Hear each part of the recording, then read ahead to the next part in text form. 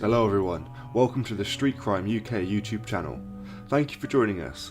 Please don't forget to like, share and subscribe for more exciting true crime content. Today we'll look at three members of an organised crime group that have been jailed for smuggling around £2.4 million worth of heroin into the UK. The trio from Luton and Birmingham imported drugs through UK airports, including East Midlands Airport, concealed within packages of boxing gloves, equine dentistry tools and motorcycle gloves. 13 packages were recovered containing a total of 5 kilos of high purity heroin. The National Crime Agency investigation team estimated a further 14 kilos were imported based on records showing previous parcels linked to the crime group. The NCA began investigating Sultan Mahmood Butt, aged 37, Nabil Sagir, aged 34, and Rizwan Ahmed, aged 34, who are all relatives from Pakistan now living in the UK, and Denise Ellis, aged 46, from Birmingham, after Border Force officers at Stansted Airport seized almost 3 kilos of heroin in June 2015, hidden in Cobb elevators, a piece of surgical equipment for the spine.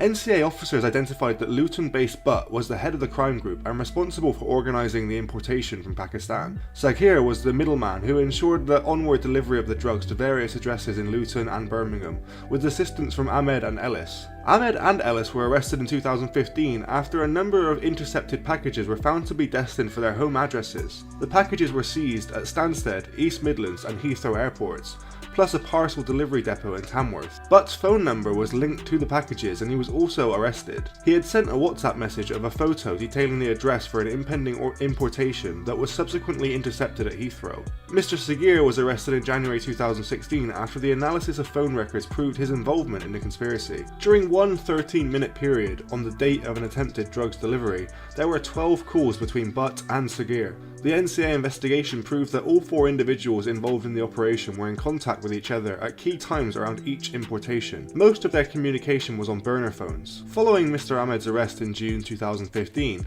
and after the second seizure of heroin at East Midlands Airport, Miss Ellis sent a text to an unidentified number. "Text me when you're ready to pick up. Best collect it tonight. I can't be blamed for anything then." In July this year, Mr. Butt, Mr. Sagir and Mr. Ahmed were all found guilty of importing heroin. Miss Ellis pleaded guilty in September 2017. Today at Birmingham Crown Court, Mr. Butt, Mr. Sagir and Mr. Ahmed were jailed for 20, 15 and 10 years respectively.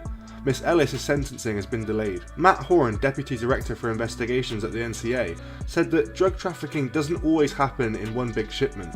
This group attempted to smuggle over £2.4 million worth of heroin, little and often through the post, wrongly thinking they could avoid detection this way. Drug trafficking is a major source of revenue for crime groups, many of whom are involved in multiple crime types, adapting their methods to law enforcement responses. Working with Border Force and other partners, we are committed to doing all we can to make sure drug smugglers are stopped and ultimately that crime doesn't pay. Dan Scully, Border Force Deputy Director Intelligence of Operations, added, "Drug smuggling is a serious crime causing real harm to the UK.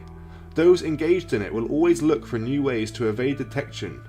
Border Force's challenge is to stay one step ahead of those who seek to harm our communities." In this case, concealed heroin was detected by our diligent and professional Border Force officers at a number of ports. Our intelligence teams then established a link between the various attempts to import illegal narcotics into the UK, and that evidence supported the dismantling of an organised crime group. What do you think about the crimes we've talked about today? The vast wealth built up by the gang, and the effects on the users. Thanks for joining us today. If you enjoyed the video, don't forget to give it a like and a share, and leave any thoughts or suggestions you have in the comments section. We love to read through them all.